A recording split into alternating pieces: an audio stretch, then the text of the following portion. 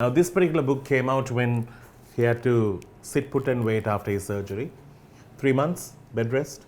Sort of. How many of these huts do you have? About 3. That's it? Yes. And over the years? Over the years, and unfortunately you can't buy them because Yeah. my size small is not available now. People think Dian is a communist, but he's a socialist at heart, living a capitalist lifestyle. It's all about people, not Yeah. about the awards you won, not about the, being a legend. It's all about how you treat the common man. May order brass ke done? Size kamo kar doge, size kamo. In the reception, she was like, panties utone.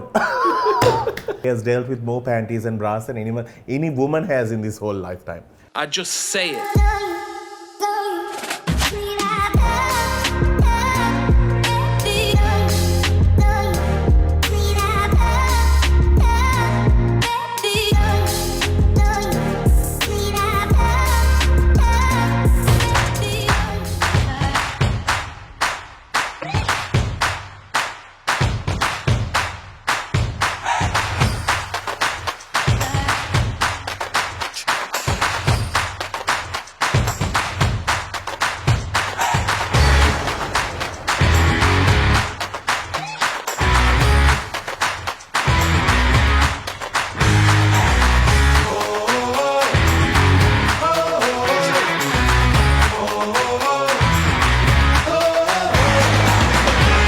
Welcome to Danu on Fire, right here on Hi TV, your luxury channel. One of those people who I had on my bucket list for a long time to get on my show was Gomes. But for some odd reason, we just couldn't make the stars align. And now I gave him no choice. I was just literally on his case. And we made it happen at his brand new spot, which he has been working on. It has been his little pet project that has come to life. What is this place called? It's called Itilia Antiques Colombo. It's one of the places where I want to exhibit art, and the Colombo Art Gallery, which I want to showcase some of the contemporary and also the younger artists, because there are very few galleries in Colombo and the artists have no place to exhibit their work. Correct. So I want to give them a helping hand. It's not a money-making thing. It's not to have any other different agendas, but to open up art world to the average Sri Lankan. Amazing. So you see a lot of paintings surrounded here, and all of these are upcoming artists. Yes, some of them are very senior people like Pragit Ratnayaka, Chaminda, but some of them are pretty young as well. They are up and coming, but they are gone to art school, and some of them are self-taught artists.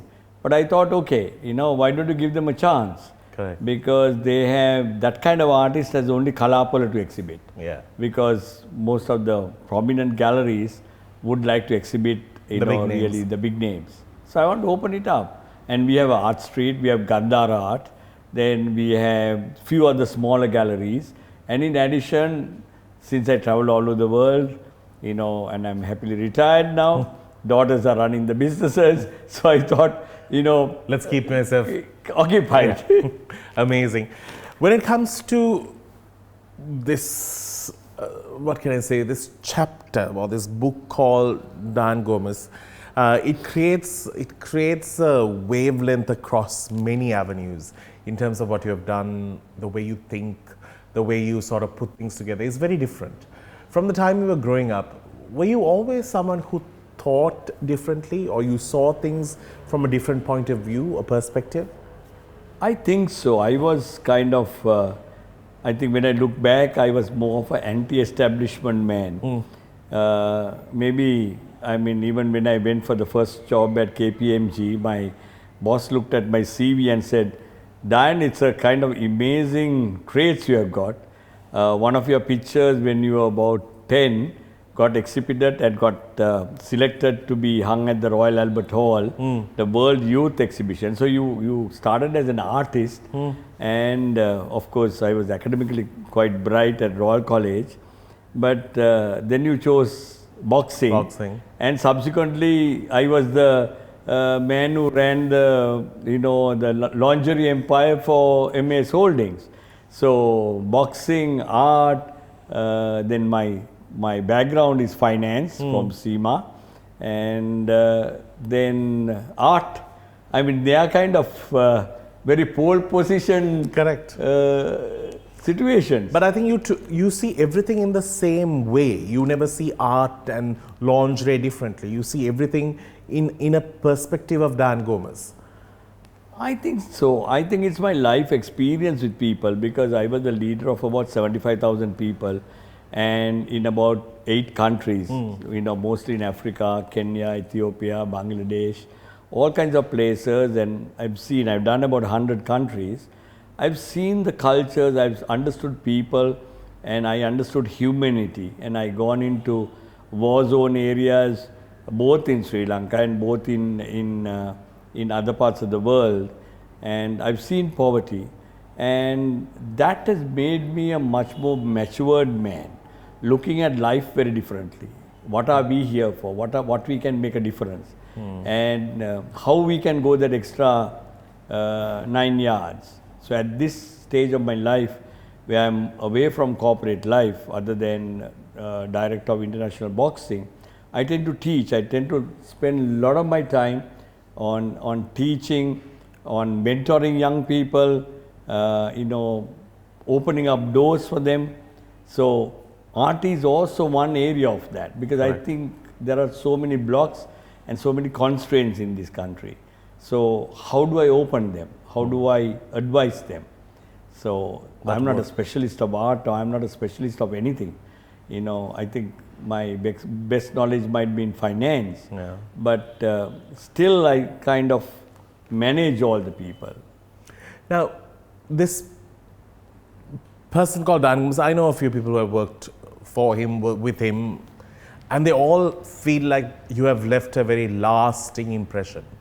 In terms of leading in a corporate field, you took away traditions that were very much kept here in Sri Lanka, having that boundary between the management and the employees, and having this hierarchy situation. You believed in a very open based office. You had everyone in the same level. Yeah, you may have different positions, but we're all here to do the same thing. Yes. When you were trying to incorporate this, what did the old school guys feel like? I think the old school guys were threatened. When I first went to Pandala as the chief executive of Slimline, MAS's largest plant, which we have about 8,000 people now, I got a big shock, because all of them were A-level and O-level qualified young girls between 18 and 22. And there was a stigma called the Juki Kella. I think my biggest contribution to apparel industry, although people say that you build the brand, you build all this, I think is taking that Juki Kella thing out. I gave them all t-shirts. They all wore blue t-shirt and with the Slimline and the MA's logo, so that they could be identified. I broke down the canteen walls. We had a super canteen, executive canteen. I removed all that. We all sat together as members of one team. I created a culture. People used to tell me, you are creating a cult. But I think it's all about humanity, anywhere in the world. That was my best experience. Coming from a very elite background, educated at Royal College, subsequently accounting, and then Harvard and all that. But I realized it meant nothing. You have to put your feet firmly on the ground, and you can make a difference. And I saw the company going from $6 million to a $3 billion conglomerate. But the success came with the people, understanding humanity part. And people thought, because I always wear the beret, which was to cover my baldiness in my young age, people thought that I was a communist. This, But Shamli Ratat, one of my colleagues, writes in my book Corner Man, people think Dian is a communist, but he's a socialist at heart, living a capitalist lifestyle. I think I told Shamini, you said it all. And trying to cover a ball patch. Yes. It's all in one go. But I realized it's all about people, not about the awards you won, not about the, being a legend. It's all about how you treat the common man, how you read the Sri Lankan guy, whether he's from the north or from the south, which we had plants all over the country. And how do you handle people in Ethiopia or Kenya or Bangladesh, anywhere in the world? Brilliant. We'll come back and speak more. Do stick around. This is Danu.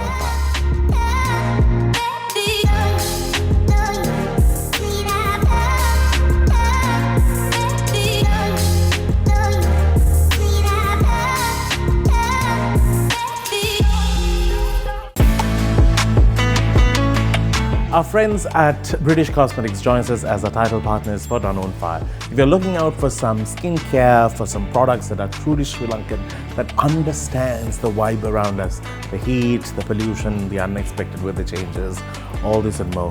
You know, sometimes you just need to be protected at the same time. You can now do that with a range that is done for us by experts. You can now check them online, if not visit them wherever they are, for you to get your favorite products into your daily routine. I just say it.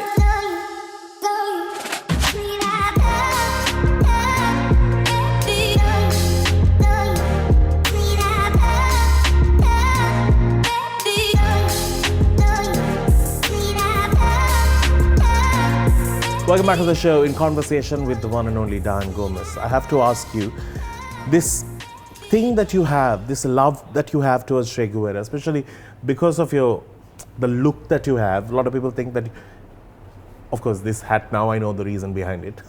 But this whole look and also this passion that you have towards Che Guevara, because he's not like a man who you can look and be inspired by. You need to know a little bit more. There's something beyond the surface.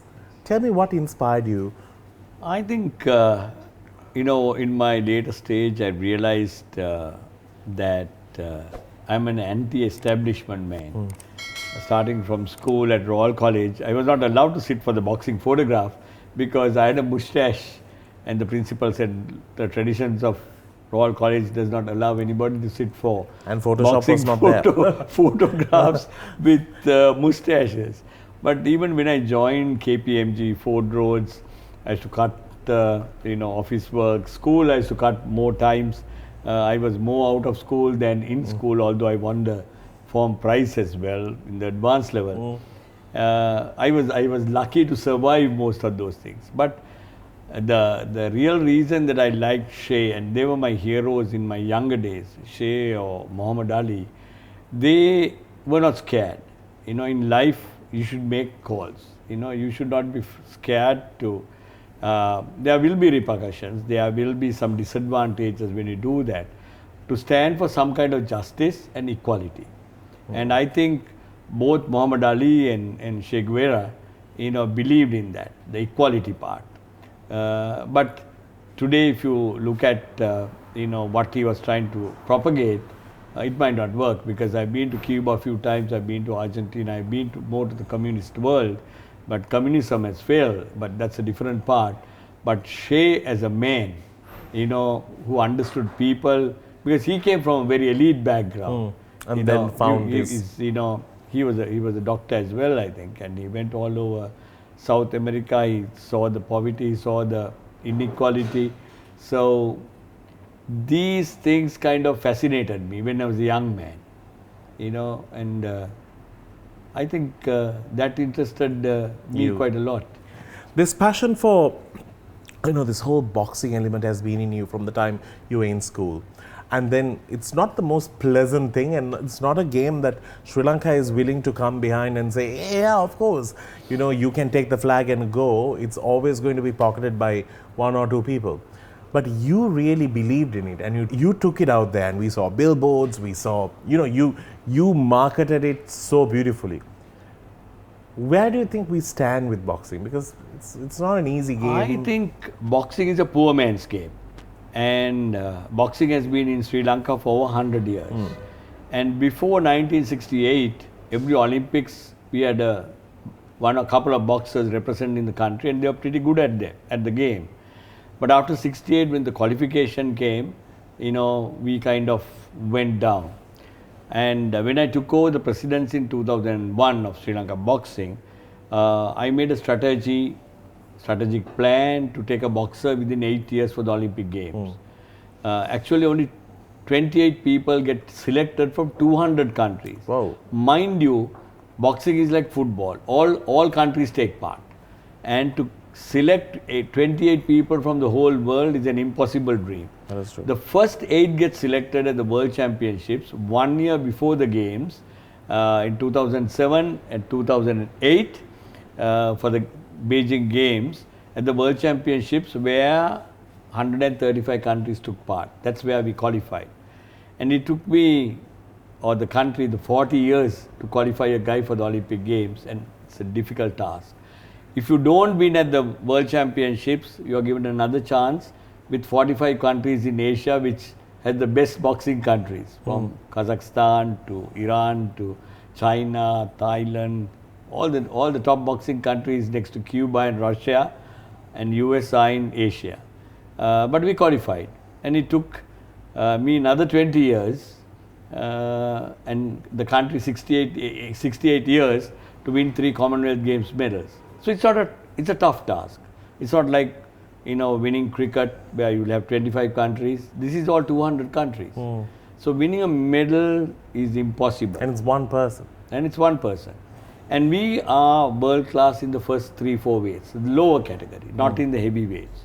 So I worked on a strategy, I brought transparency, meritocracy, and picked the people. And of course, Cuba supported us. They gave us a good development coach from ETA who took the boys to a very good international level. Boxing is very popular, although people think cricket is like our second religion. That is true. Boxing is very popular in the rural areas because it's a poor man's sport. Correct. And when I boxed for Royal College, we had only about 25 schools. Today, this year, at the Stub Shield, more than 100 schools will take part. And the best talent comes from outstations, not from Colombo. Recently I was in Mullaitivu and Kilinochchi on project I work with World Vision, and I got to know how big kabaddi is. Yes. And it's also a very physical game. And I was thinking, and we have won national level championship. And I was like, wow, we rarely get to speak about it here. And it's brilliant. Because I think, now I'm starting professional boxing in Sri Lanka, just started with the International Boxing Association support. But boxing is very good as a schoolboy because it teaches you discipline, it teaches you, not to, hit anyone, when the person is down. It teaches you a lot of resilience as well. I mean, 3 minutes, 3 rounds itself is a nightmare if you really fight it's like gladiators. And it tests your courage, it tests your resilience, it tests your discipline and strategy. Because people think boxing is a blood sport. It's a tougher sport in the world, I agree. There's also blood. There's also blood. But at the end of the day, it teaches some kind of great discipline. You don't see boxers just fighting on the road or anything like that. But they would come from most of the underprivileged backgrounds, whether it's Sri Lanka or anywhere in the world. And it's big money as well when it comes to professional boxing, where like people like Mayweather for a fight or Pacquiao would for a fight get over $100 million because you have to go 3 minutes, 15 rounds. But it's pretty popular now. When we had the meets, the only sport which could fill the stadium of 6,000 people was boxing. Wow. And majority of them are women. And Mahesh Amalian once asked me, Dian, this stadium is full of women, and why is it so? And I said, look, it's nothing about boxing. It's about creating heroes. The billboards created the heroes because if you're from the underprivileged background, which majority are, they would want their man or the woman to win. Correct. It's simply like that. They want their heroes to win. We must create heroes. Sri Lanka does not have heroes, unfortunately. True. So if you create heroes, and that campaign for the Olympics, Maharajas supported, Kili Raja Mahendran supported, which I didn't know Kili at that time. When I wrote to all the people and asked for the help, they gave it because you had a credibility. Correct. And if people think you're honest, then you pick, do the right things, and you're not pocketing it out money from the sports, the country will support you. Definitely. We're going to come back and speak about his book as well, something that you need to get your hands on. It's called Corner Man. There's a reason why it's called Corner Man, and why doing the not so pleasant things at times can really make an impact. We'll see you after the break.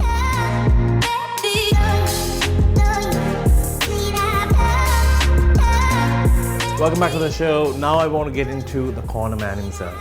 Now this particular book came out when he had to sit put and wait after his surgery. 3 months, bed rest, Sort of. bypass or? Bypass. But you don't drink, smoke, nothing. No. It just happens for the good of good people. Heart is a very, it's a pisu thing, I tell you. How many of these huts do you have? About 3.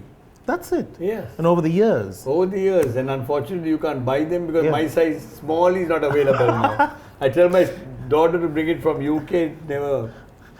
This particular book was put together for a good cause. Yes. And it was not done by you, but everyone around you did it. Yes. And the good, the bad, the ugly, everything has been written about you and what you have done. Yes. Did you find any bad, ugly? Of course. With my volatile personality, swearing and, wearing my boxing gloves sometimes, and when there's injustice involved, it's been there, even the 4-letter words. Yeah, of course, it's a common word now. But I will tell you one thing though. Long years ago, I don't know whether you remember this, in 2007, when I was working at MTV, I came to MAS for a cricketer's felicitation. And we had a makeup artist who came with us. And after the felicitation was over, Dan walks in. He's like, oh, everything is good, everything is good. And then I was like, yeah. Then he said, organam mokadda? So she said, asanka. Me, what a brass ke do ne? Size ka mokadda? Okay, size ka mo. In the reception, she was like, panties utone. She died. And I said, it's a common thing for him. He works with them. It has passed the stage of it being a taboo subject in his life. He has dealt with more panties and bras than any woman has in this whole lifetime. Have you ever walked in when a model has done a change? Have you had a scandalous moment? There were many scandalous moments.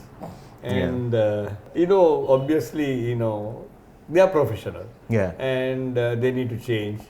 So obviously there are, G-strings and bras and all that. And sometimes you are seated there, with the buyers.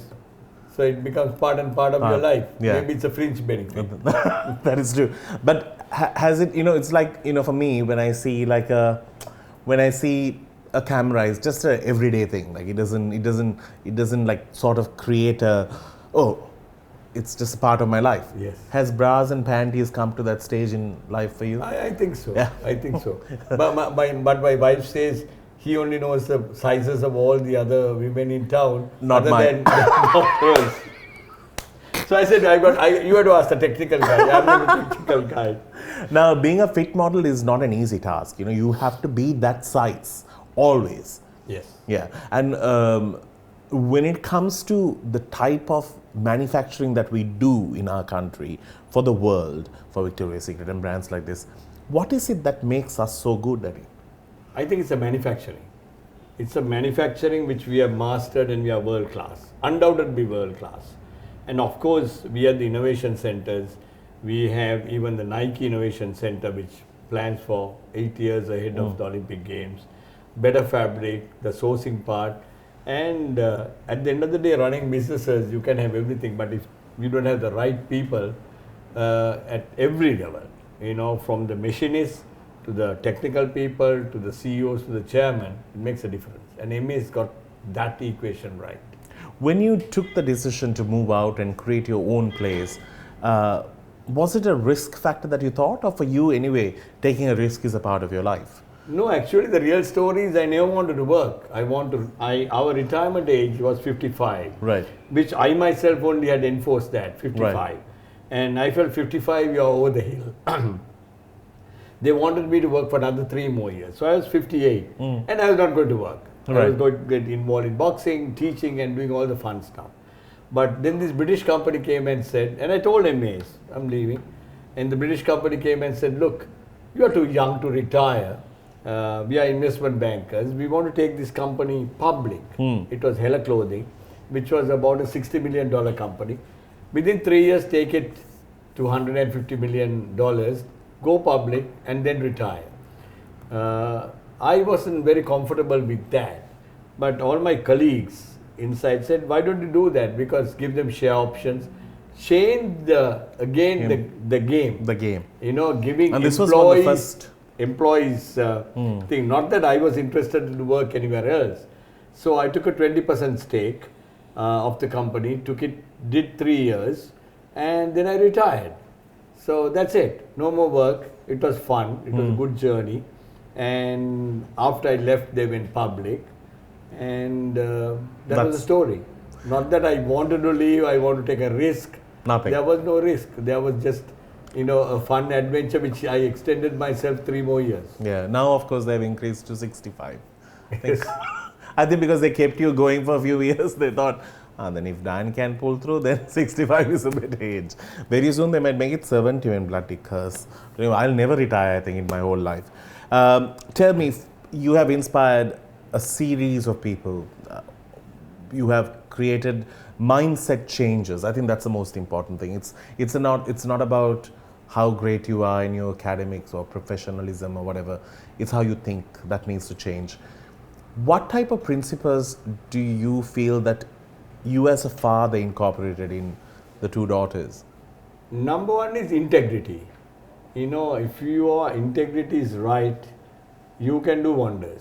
I'm not the easiest person. You can ask my staff. I'm so difficult. True. I lose my nerve all the time. He saw dust now. I become very impatient. Yeah. And I'm much more patient than my younger CEO days. But it can be still tough on the younger guys. But integrity is most important. Anything else, human behavior, human weaknesses, I'll manage. Because I always tell them, you are not Jesus Christ or Lord Buddhas, so I live with it. I can manage all that. But integrity, I won't compromise. And then what I want to build in people is resilience. And to think out of the box. Because our system, our education system, our corporate system won't allow people to think. They expect the boss to give you 1, 2, 3, 4, which I'm dead against. Because I teach at the school, I teach at the university, I teach to my staff. Think out of the box. Think. You are not doing rocket science or making rockets or doing, brain surgery. Nobody dies on the operating theatre. Go and take the call. Because they're scared to take the decisions. That's true. So I kind of make them, open to that. That's what I teach. At the moment that I do a lot of teaching at schools, universities, mentoring young people. Because I'm retired, I just want to do things which gives me only joy. Yeah. And the fact that, you can inspire more is the biggest joy I think you can do. Anyway, thank you so very much. I'm so happy that you came on this show. There's so much to talk to him. This book is really heavy, and we have just touched the cover in terms of the conversation we had. There's so much we could talk to him, but very soon we can do a part 2. Thank you so much. Thank a you. pleasure. A pleasure. All right, on that note, we need to wrap things up. Do stop by this place. If you do, get your hands on one of these. You can read it as well. Thank you, everyone, for hosting us here. Take care. Let me write that. Yes. And it's a wrap.